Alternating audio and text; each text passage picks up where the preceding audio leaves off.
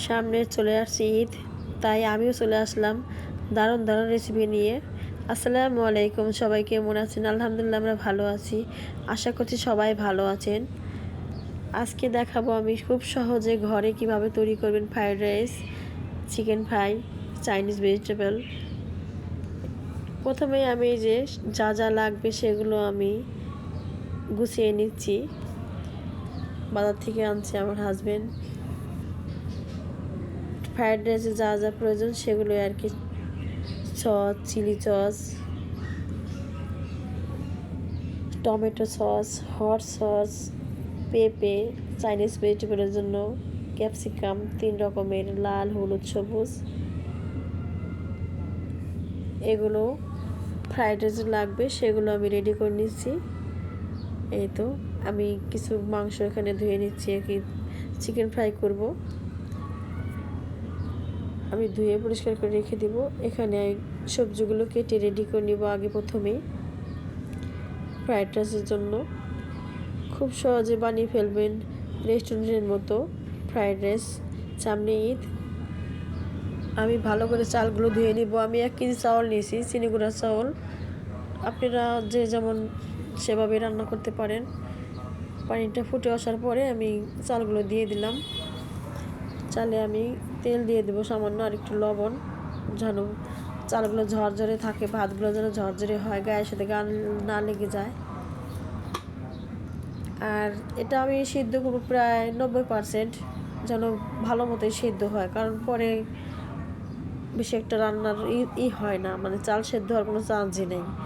এখানে যা পরিপূর্ণ সেদ্ধ হয়, পরে আর কি একটু মশলার সাথে মিক্সড করে নামিয়ে ফেলা জাস্ট, এই আর কি। আমার পাতিলটা একদম ছোট হয়ে গেছে। আমি প্রায় 1 কেজি চাউল নিচ্ছি, প্রায় কি 1 কেজি চাউল নিচ্ছি আমি। এখানে পাতিলটা ছোট হয়ে গেছে। যাই হোক, আমি এই 1 কেজি ভাত 2 ভাগে রান্না করছি। ভাতগুলো আমার সেদ্ধ হয়ে গেছে। আমি পানি ঝরিয়ে এখন ফ্যানের নিচে আর কি রেখে দেবো, এভাবে যেন পানিটা শুকিয়ে যায়, ভাতগুলো যেন ঝরঝরে থাকে। দেখছেন কতটা ঝরঝরে হয়েছে। এই ভাতটা অনেক সাবধানে রান্না করতে হয়। আর এখানে আমি সবগুলো সবজি রেডি রেখেছি। আর আমি ফ্রাইড রাইসের জন্য 1 কেজি চাল, তো সেজন্য আমি 4টা ডিম দিয়েছি। কিছু ঘি দিয়ে দিলাম। আমি আরও তেলও দেবো। ঘি আর তেল মিক্সড করে রান্না করব। আপনারা যেভাবে পারেন, শুধু তেলও দিতে পারেন, আবার ঘি দিয়েও রান্না করতে পারেন, যার যেমন ইচ্ছা।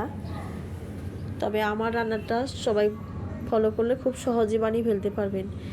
এই তো আমি পেঁয়াজ কুচি, রসুন কুচির ভিতরে ডিমগুলো ভালো করে মিক্সড করে নেব। এখন সামান্য লবণ দিয়েছি। এখন এক এক করে কুচি করে রাখা সব সবজিগুলো আমি দিয়ে দিলাম। প্রথমে গাজর কুচি, তারপর দিলাম বটবটি কুচি, দিয়ে দিলাম পেঁয়াজ কুচি। এটা ভালো করে মিক্সড করে নেব। আর আমি এর ভিতর টমেটো সস, চিলি সস এক এক করে সব দিয়ে দেব, লবণ। আমি এখানে 3 রকমের সস ব্যবহার করছি: chilli sauce, tomato sauce, soya sauce. আর ক্যাপসিকামগুলো আমি পরে দেবো, কারণ ক্যাপসিকামগুলো থাকে নরম, একটু একটু সামান্য রান্না করলে হয়ে যায়, এত আগে দেওয়ার দরকার নাই, ওটা আমি পরে মিক্সড করে দেব। এই তো এগুলো ভালো করে আমি মিক্সড করে নিলাম। এখন ভাতগুলো আমি দিয়ে দেবো এখানে। আমি ভিডিওটা অনেক বড় হয়ে যায় বলে আমি অনেক ছোট করার চেষ্টা করছি। এই যে ভাতগুলো দিয়ে দিলাম। দেখুন ভাতগুলো কত ঝরঝরে হয়েছে। ভাতগুলো ঝরঝরে হলে আপনি ফ্রাইড রাইস খেতে ভালো লাগবে, দেখতে ভালো লাগবে। এটা খুব সাবধানে রান্না করতে হয়। এখন আমি সব কিছু ভালো করে মিক্সড করে নেব। আর দিয়ে দেব গোলমরিচের গুঁড়ো। এই যে গোলমরিচের গুঁড়ো অ্যাড করে দিলাম। আর একটু ভালো করে মিক্সড করব। আমার ফ্রাইড রাইস প্রায় কিন্তু হয়ে গেছে। আমি ক্যাপসিকামগুলো দিয়ে দিচ্ছি। এখন 3 রকমের ক্যাপসিকাম দিয়েছি, হলুদ, লাল, সবুজ। আপনাদের হাতের কাছে না থাকলে নাও দিতে পারেন। এখন ভালো করে আমি মিক্সড করে রেখে রান্না করবো আর কি।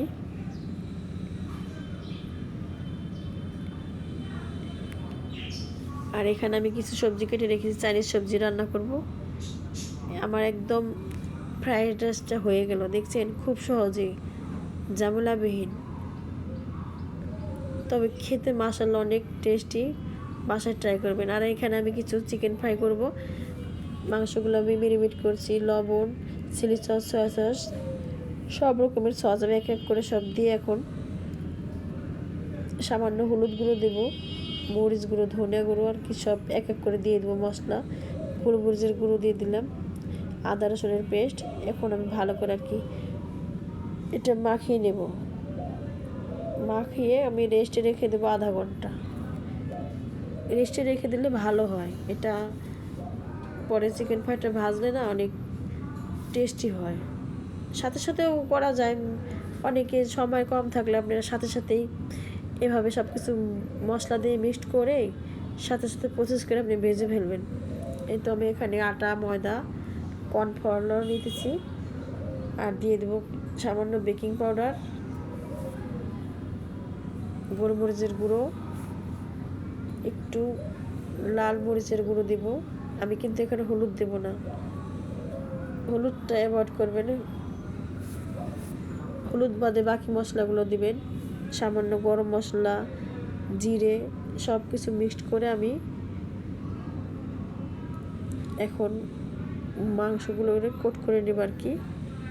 এতেও আমি এক এক করে মাংসগুলো কোট করে নেব, আবার পানিতে ডুবিয়ে নিব একবার,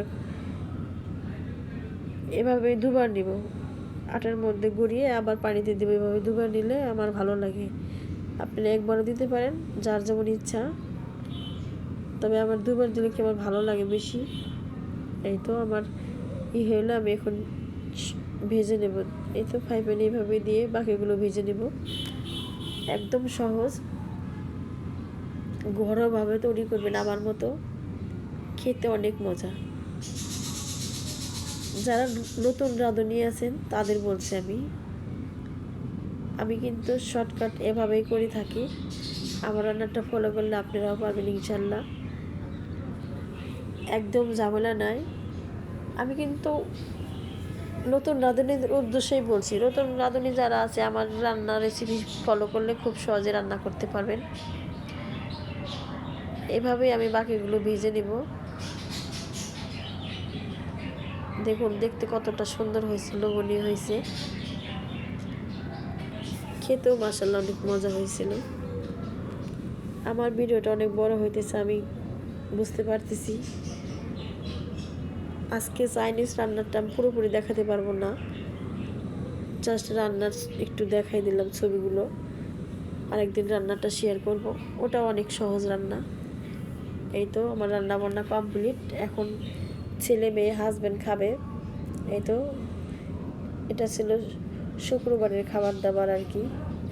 দেখুন কতটা সুন্দর হয়েছে। আর চিকেন ফ্রাই মাশাআল্লাহ এত সুন্দর হয়েছে, সবাই বলছে একদম বাজারের রেস্টুরেন্টের মতোই হয়েছে, সবাই প্রশংসায় পঞ্চমুখ। এভাবে আপনারা ট্রাই করবেন।